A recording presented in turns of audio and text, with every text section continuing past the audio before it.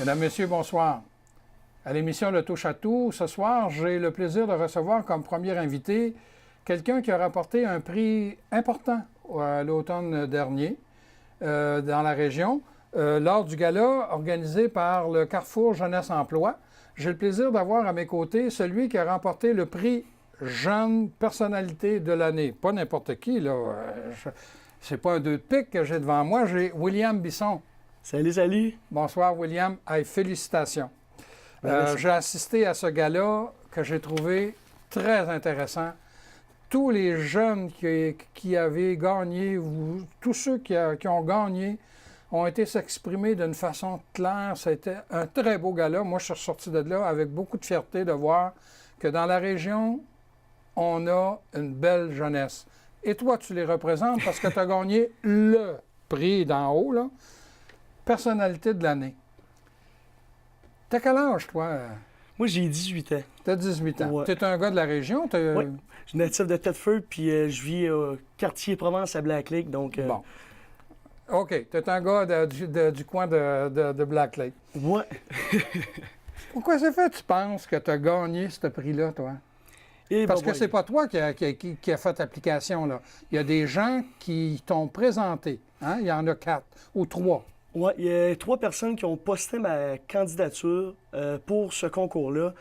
Puis, je m'en attendais vraiment pas de gagner ça. Pourquoi que j'ai gagné ça? Pour vrai, je ne sais pas. Je dirais que je me démarque pas dans un domaine, mais je touche à plusieurs domaines, plusieurs aspects. Donc, c'est pour ça que, d'après moi, c'est le global pour ça que j'ai gagné. OK. Tu es très impliqué et dans ton milieu, autant au niveau scolaire qu'au niveau municipal.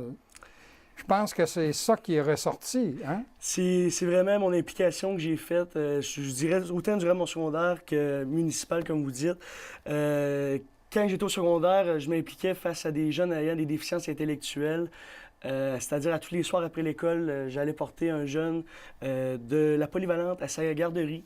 Je faisais ça Quand tous tu les parles de soirs. Polyvalente, c'est à Black Lake, hein? Oui, exactement. Okay. Moi, j'étais allé à la polyvalente de Black Lake durant mes 5 années, où j'ai eu la chance justement de découvrir des gens que je pouvais côtoyer, qui avaient des déficiences intellectuelles. Puis, bien sûr, mon but avec ça, c'était vraiment les inclure dans la polyvalente, parce qu'on sait que c'est un aspect qui est vraiment unique à la polyvalente de Black Lake. Puis, c'est aussi à chaque un midi par semaine. J'allais jouer au Uno aussi avec des jeunes en déficience à la polyvalente. Donc, je faisais ça. Puis, mon but avec ça, c'est vraiment c'est amener une relève puis les impliquer dans notre polyvalente.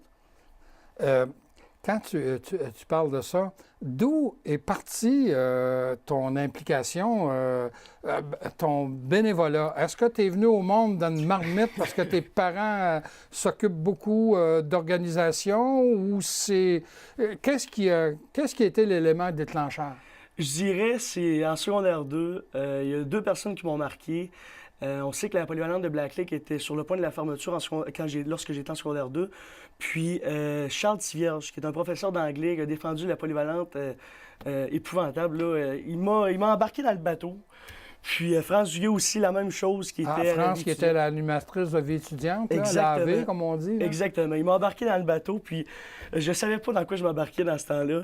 Puis il a fallu que je fasse un discours devant les commissaires de la commission scolaire des Appalaches. Puis je dirais que depuis ce temps-là, j'ai pogné la piqûre pour l'implication. Puis c'est vraiment ces 2 personnages-là qui m'ont fait en sorte pourquoi que je m'implique aujourd'hui puis que j'adore ça. Comme je dis souvent, si je m'implique, c'est parce que j'aime ça. Donc, c'est pour ça que je dirais, ouais, ça ressemble à ça en tant que tel. Et quand tu dis que tu as touché à plusieurs domaines, là, j'ai été surpris tout à l'heure parce que tu t'es mis à me raconter telle affaire. Tu as même touché au théâtre d'été. Oui, j'ai joué avec Alain Turcotte. Alain Turcotte m'a recruté en 2016, l'été 2016 à Saint-Pierre-Baptiste, où on a joué la pièce Modèle de rêve, qui était sa pièce à lui qu'il avait écrit. C'était vraiment un été inoubliable pour vrai. On a fait au-dessus de 40 représentations. C'était vraiment magique. Pour vrai, il n'y a pas de mot qui le décrit en tant que tel. Ouais. Maintenant, là, rendu à 18 ans, tu es au cégep. Oui, je suis au cégep de Thetford. Qu'est-ce que tu fais comme étude? Je suis en gestion de commerce. Je me dirige beaucoup pour l'administration J'aimerais ça plus tard, en tout cas, on ne sait pas ce que l'avenir nous réserve, là, mais c'est sûr que moi, partir en entreprise, j'aillerais pas ça. Être représentant pour une entreprise, même chose, mais l'avenir le sera.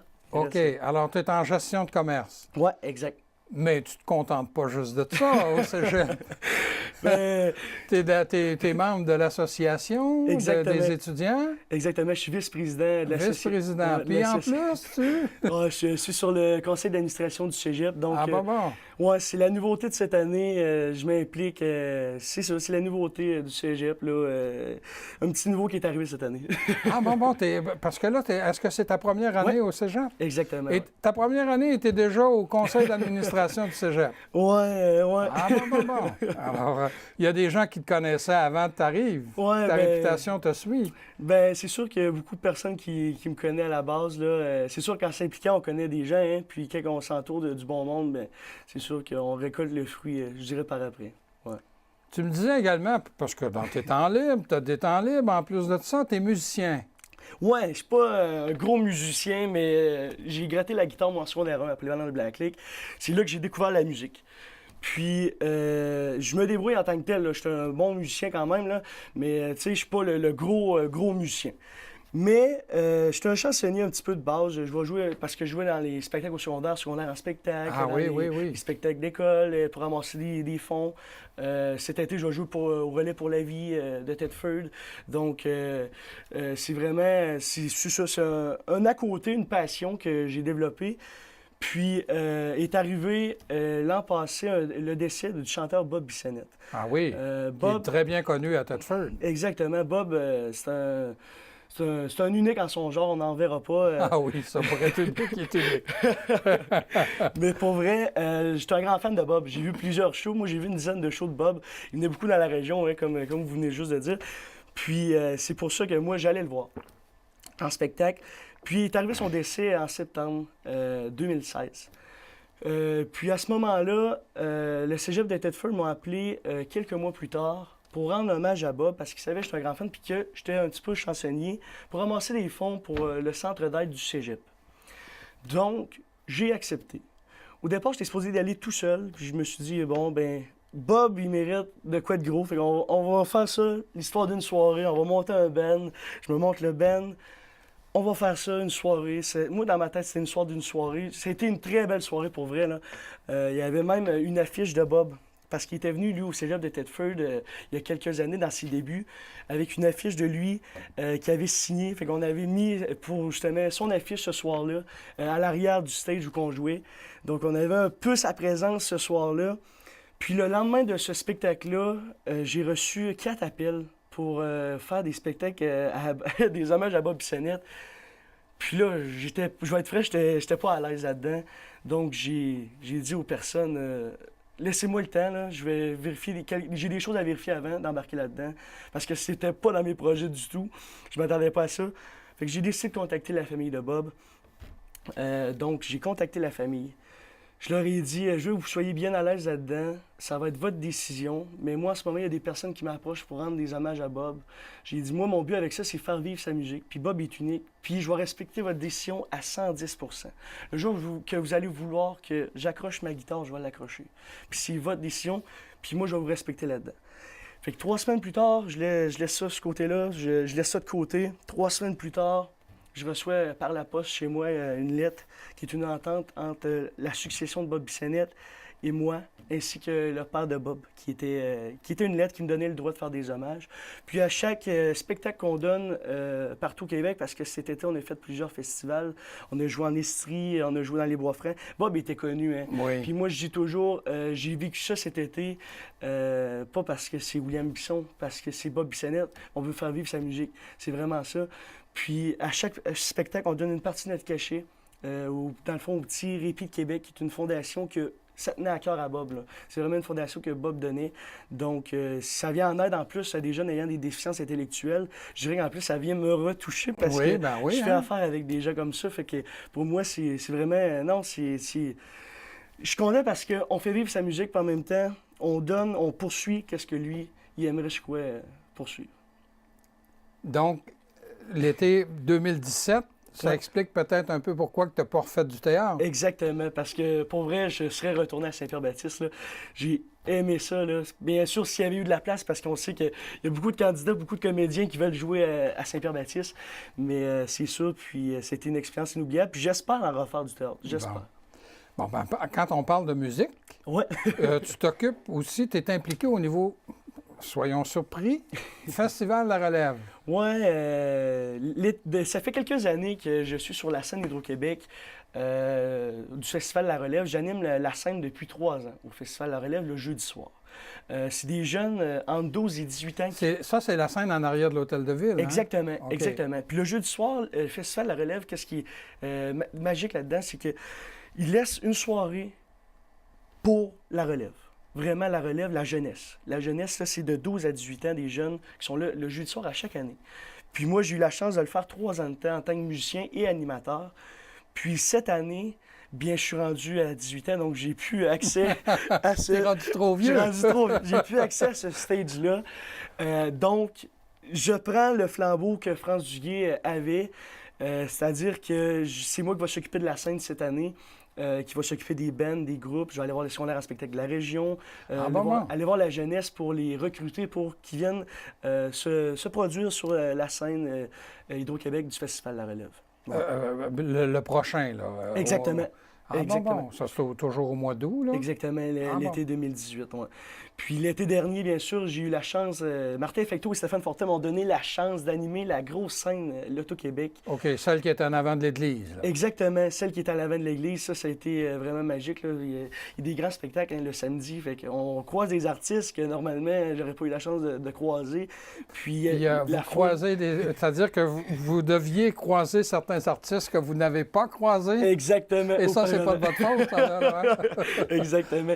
Puis la foule, le samedi, c'est génial. Là. Pour vrai, c'est une adrénaline que ça donne. C'est une expérience. Hein. Puis moi, toutes les expériences qu'on me donne, bien, j'en profite. Puis j'essaie d'y aller à fond.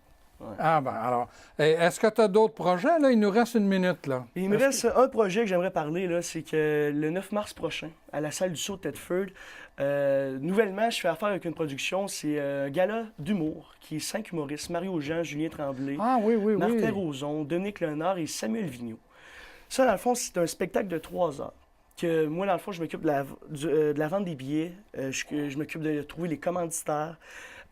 Puis sur chaque billet vendu, il y a un montant qui va être remis au relais pour la vie de Thetford.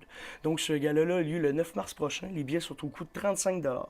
Donc s'il y en a qui sont intéressés, bien, c'est à moi que vous faites affaire. C'est à moi que vous appelez au 418-333-5019. Va pas trop vite. 418 333 333 5019. 5019. Puis Luc va se faire un plaisir de l'écrire là, juste ici. Là. Alors 418 333 5019 exact. Où ils peuvent aller à Spectar aussi. Ben, dans le fond, c'est indépendant de Spectar. Oui, OK. Mais on fait affaire avec Spectar là, aussi. Là.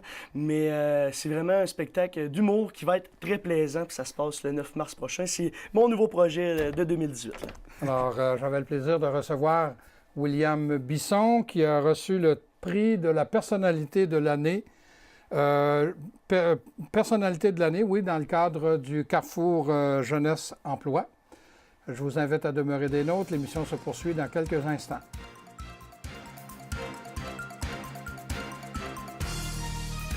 Comme deuxième invité, j'ai le plaisir de recevoir le coordonnateur des services sociaux professionnels de l'organisme qu'on appelle le Havre, Réal Poulain.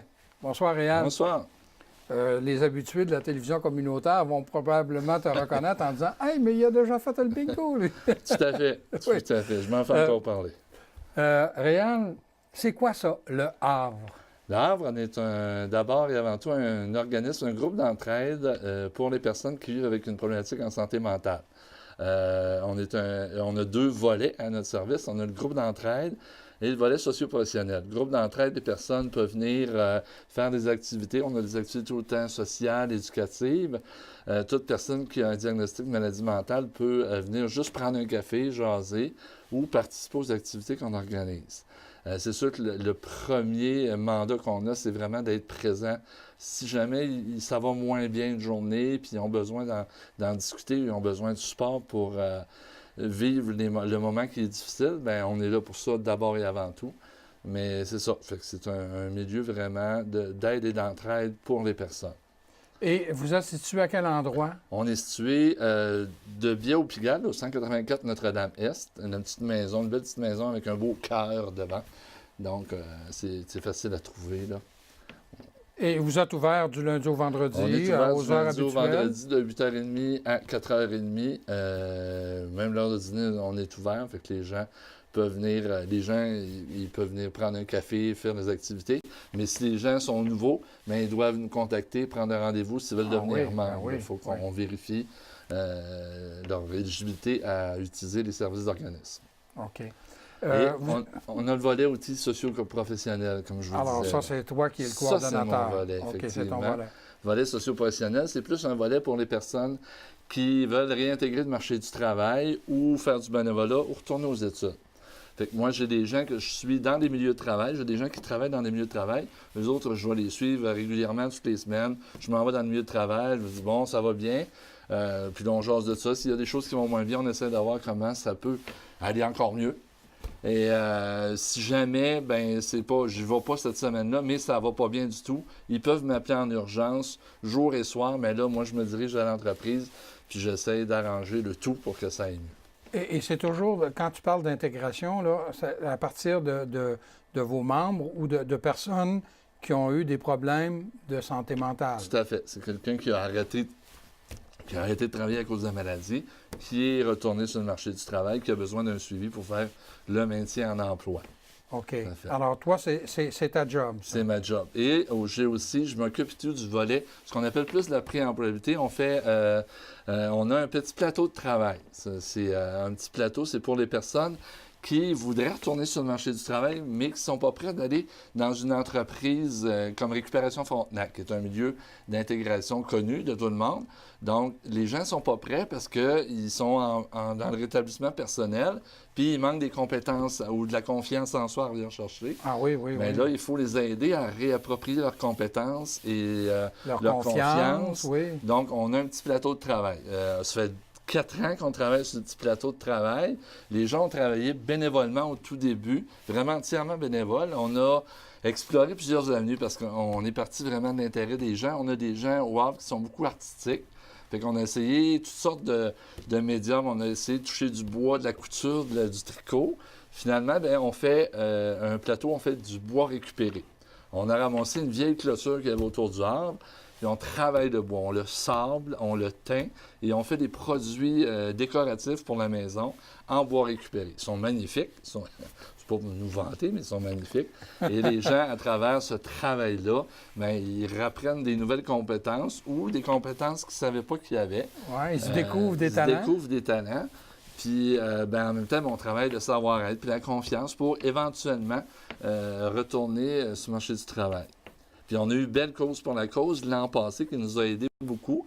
On avait fait une demande à Belle Cause pour la cause pour passer une deuxième étape pour arriver à avoir des gens plus permanents et ouvrir notre boutique de produits, de nos produits. Et là, c'est fait, ça, la boutique. Et oui, on est bien contents. Oui. La boutique est ouverte. Avant les fêtes, hein? Avant les fêtes, au mois d'octobre, me semble-t-il, on a commencé à ouvrir notre boutique avec tous nos beaux produits. Donc là, j'ai des gens qui travaillent et dans la production en bas et à la boutique. Pour, à la vente? À la vente. Ah bon? Fait que ça, en même temps, ça élargit les compétences que les gens développent. Parce que là, on n'est plus juste à produire, mais les gens doivent faire le service clientèle et tout. Et comment s'appelle la boutique? Elle s'appelle le Havre-Sac. C'est dans les locaux du Havre, c'est dans notre bâtisse. C'est tout petit, là. C'est pas une grande boutique. C'est ça, puis c'est ouvert On n'a pas beaucoup d'heures d'ouverture, c'est les mardis, mercredis et jeudis de midi à 16h. Fait que on est ouvert au moins sur l'heure du dîner. Fait que vous pouvez manger en ville, puis venir faire un petit tour à la boutique, c'est merveilleux. Ça fait une belle heure de dîner. Mais c'est ça, parce que c'est sûr, il faut qu'il y ait un intervenant présent, donc on est quand même limité un petit peu dans les heures d'ouverture, mais on va essayer d'élargir nos heures. C'est un départ, c'est ça. Puis on a vraiment une belle gamme de produits. C'est vraiment des produits qu'on crée avec les gens. Moi, ce que je trouve merveilleux sur ce plateau de travail-là, c'est que souvent, je m'installe avec des fois, c'est nous autres qui apportent les idées, mais des fois, je m'assieds avec les gens. Bon, qu'est-ce qu'on ferait avec ce morceau de bois-là pour le transformer et de faire un beau produit? On fait beaucoup d'ardoises décoratives, des petits tableaux décoratifs pour la maison. On a des bouteilles décoratives sur une plaque de bois où on met des fleurs. On essaye tout le temps de faire des nouvelles choses avec mes artisans. Bien, ils essayent de trouver des nouveaux produits, puis on travaille ensemble à la production de nouveaux produits. Et comme tu disais, c'est toujours à partir de bois récupéré. On essaye de bois récupéré, de bouteilles récupérées pour nos bouteilles au mur, mais ça, c'est plus difficile à trouver parce qu'on a lancé des appels, puis on cherche des bouteilles particulières, des bouteilles de vin de cidre, des bouteilles qui peuvent être particulières pour nos produits. Fait que si vous en avez à la maison... Alors, on va donner le numéro de téléphone tout à l'heure du Havre, de façon à ce que les gens soient en mesure d'appeler ou, de toute façon, on l'a dit, où vous êtes installé. Ouais. C'est quoi l'adresse exacte? 184 Notre-Dame-Est. 184 Notre-Dame-Est. Comme tu dis, c'est l'autre bord de la rue de Biais. Au cinéma Pigalle. Puis notre boutique, on a également des produits de 2 autres plateaux de travail de la région, de Lac-Etchemin et de Saint-Georges, parce que moi, mon but aussi, c'était de vraiment sensibiliser les gens au fait que des plateaux de travail, c'est pas... parce que j'ai souvent entendu dire les gens, c'est le fun, ça occupe les gens. C'est plus que ça, un plateau de travail. C'est vraiment un endroit où les gens font des produits qui pourraient être vendus dans des boutiques spécialisées de la même qualité. Donc, c'est vraiment des travailleurs. C'est des gens qui participent à la communauté. C'est pas de l'occupationnel. Je sais que j'insiste beaucoup là-dessus parce que je veux que les gens comprennent bien que l'importance qu'a un plateau de travail dans notre communauté. Ça devient des travailleurs. Et les ventes que vous effectuez, les argents vont à qui? Ils reviennent dans la boutique pour réinvestir, pour qu'on puisse avoir plus de meilleurs outils, là, parce qu'on avait déjà des outils pour travailler le bois, mais on se débrouille avec ce qu'on a pour l'instant, mais on va réinvestir tout le temps dans la boutique. Là. Ah bon. Et est-ce qu'il y a les prix des prix? Ça varie. Nos bouteilles décoratives, on a des prix de 15 on a quelques produits de 10 15 jusqu'à 40 Ah bon. Des prix abordables. Des prix abordables, oui. Même des gens, moi j'ai fait beaucoup d'expositions, puis les gens, ils trouvaient que pour des produits d'artisanat, c'était pas cher. Nous autres, on calcule selon le matériel que ça nous prend. Et je calcule tout le temps pour éventuellement payer un salaire minimum à mes artisans. Parce que là, présentement, on a des projets pour financer le temps de travail de nos gens. Mais à un moment donné, il faut réussir à avoir assez de ventes pour payer des vrais salaires parce qu'on ne peut pas éternellement attendre après la manne de nos décideurs. Là, parce qu'à un moment donné, il faut essayer d'être autonome. C'est un grand défi, hein? C'est de grands défis. Bon, tu me dis que je pense que la boutique est ouverte depuis à peu près octobre. Depuis octobre. Est-ce que la période des fêtes a été propice pour vous autres? Propice, mais on n'est pas encore assez connu. On n'est vraiment pas encore assez connu. On n'a pas investi dans des pubs, des grosses pubs pour que toutes les maisons le sachent. Mais on utilise beaucoup les réseaux sociaux, là, c'est sûr. Et c'est pour ça que tu es ici aujourd'hui? C'est pour ça aussi que je suis là pour parler un petit peu de la boutique, pour que les gens viennent voir. Là, ça vaut la peine de venir voir, au moins, juste pour voir le travail que font ces personnes-là. C'est vraiment des très belles choses. Donc, je rappelle, c'est au 184 rue Notre-Dame-Est. Tout à fait. De Biais au Pigalle. Oui. Alors, les gens ne peuvent pas se tromper. Oui. Alors, donne-moi donc le numéro de téléphone. S'il y a des gens qui nous écoutent, disent hey, j'en ai des belles bouteilles. Ah, bien oui, ils peuvent m'appeler. Moi, c'est Réal Poulain. Oui, alors 88 335 6198. 61 98. En plein ça. Bon, puis alors, s'ils en ont, puis ils ne peuvent pas venir les porter, je vais me faire un plaisir d'aller les chercher. OK. Et s'ils ont des vieilles clôtures de bois aussi, ah oui, OK, on du vieux bois. Là. Du vieux bois là, que vous voulez jeter parce que c'est pourri, on prend même ça. OK. Parce que c'est le grand secret de nos produits. Le bois, comme il est un petit peu magané, quand on le travaille, puis on le sort, puis on le retint, il y a une touche particulière. Chaque produit est différent et unique. Ben oui, il est unique. C'est ça qui hein? fait merveilleux. Ben oui, c'est ça, oui. Hein, c'est vendeur. C'est pas fait à la chaîne, là. Non, non, non, c'est vraiment comme le bois est magané différemment, il est unique. Chaque pièce est unique, vraiment, là. C'est pas pour nous vendre, mais... T'es un bon vendeur, toi, Réal. Il nous reste 1 minute. J'aimerais ça juste que tu me dises, au moment où on enregistre l'émission, là, les services psychiatriques à l'hôpital, Ouais. est-ce que ça vous touche, vous autres, ça? Ben écoute, Wow. ça nous touche, oui, c'est sûr, parce que nos gens, ça les inquiète. C'est sûr qu'on peut pas, on va être comme tout le monde, on va attendre de voir vers où ça se dirige, mais c'est sûr que nous, on est à l'affût, puis on est là encore plus présent, parce que nous autres, on a des gens qui dépendent tous de leur psychiatre, donc ça vous touche directement. Ça nous touche directement votre sûr, clientèle. C'est là. sûr, ça touche la clientèle. Ils s'inquiètent beaucoup, mais nous autres, on reste là présents puis pour être rassurants, puis être là, si jamais ça dérape trop, on est là. Fait que, OK. Vous avez combien de... On dit clients? nous, on dit des membres. Des membres? Des membres OK. de l'organisme, parce que c'est un organisme qui est venu des membres. C'est eux autres qui ont qui l'ont mis sur pied. Mais on est à peu près 150 membres. On est beaucoup de membres. Là. Ah oui? Oui, on a vraiment beaucoup de gens, là, à peu près. Là. Vous avez un chiffre, conseil d'administration on a un conseil et tout ça. d'administration. Et vous êtes 5, hein? 5 on employés? est 5 employés. Donc 4 à temps plein? 4 à temps plein, puis une qui est à 21 heures, à 28 heures, parce qu'elle fait un petit peu de plateau avec moi. Là. Ah bon. On a réussi à avoir des sous pour lui payer un petit 7 heures. Là. Et vos argents viennent principalement d'où? Du C3S, le M3S. Ah oui, le 6 qui appelle maintenant. Là, oui, OK. On ne sait plus comment il y a de S, là, mais... Oui. Ben, merci beaucoup. Ben ça fait plaisir. J'avais le plaisir de recevoir Réal Poulain du Havre, de l'organisme qui s'appelle le Havre, les coordonnateurs des services socioprofessionnels. Si vous avez un beau petit cadeau à faire, allez voir à la boutique Havre-Sac au 184 Notre-Dame-Est à Thetford. D'ici là, je vous souhaite une bonne fin de soirée.